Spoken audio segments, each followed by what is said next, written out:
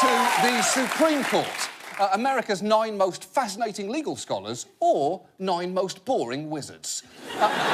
Marriage equality wasn't actually their only major ruling this week. Today, in a landmark 6-3 decision, the Supreme Court voted to uphold nationwide subsidies to help poor and middle-class Americans purchase health insurance under the Affordable Care Act. It's amazing. Somehow, against all the odds, Obamacare is still alive.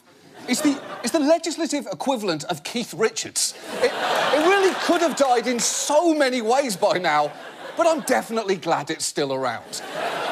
There was genuine concern that this case could have dismantled Obamacare completely, and if it had, it would have been for the dumbest possible reason.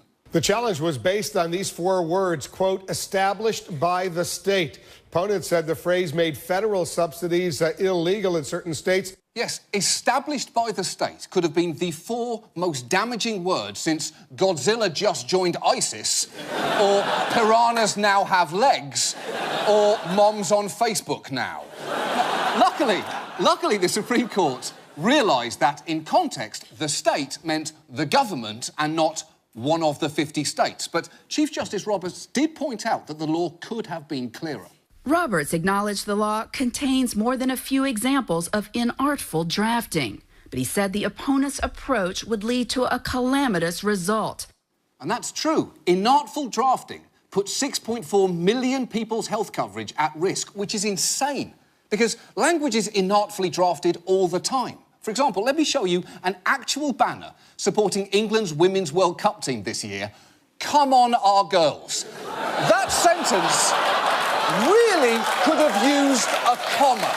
Just throw a comma in there. But like the Supreme Court, you fundamentally understand the intention behind it.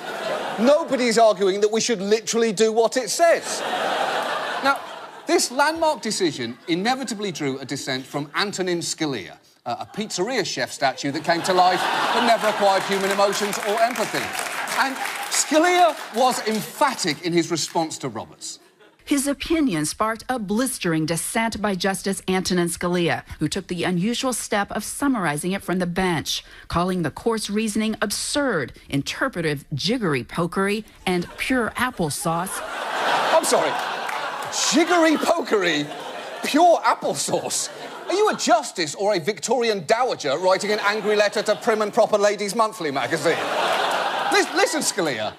Let me answer you in terms that I think you'll understand. Because, yes, the court's ruling was a bit frippity-frappity, but I say this. If it takes a touch of goofery and baba ganoush to help keep the people of this great nation healthy, well, then, by Hiblet or by Giblet, bring on the hoople and zizzle-zazzle, because that's the kind of country I want to live in. I said good day, sir. Blueberries and custard, sir.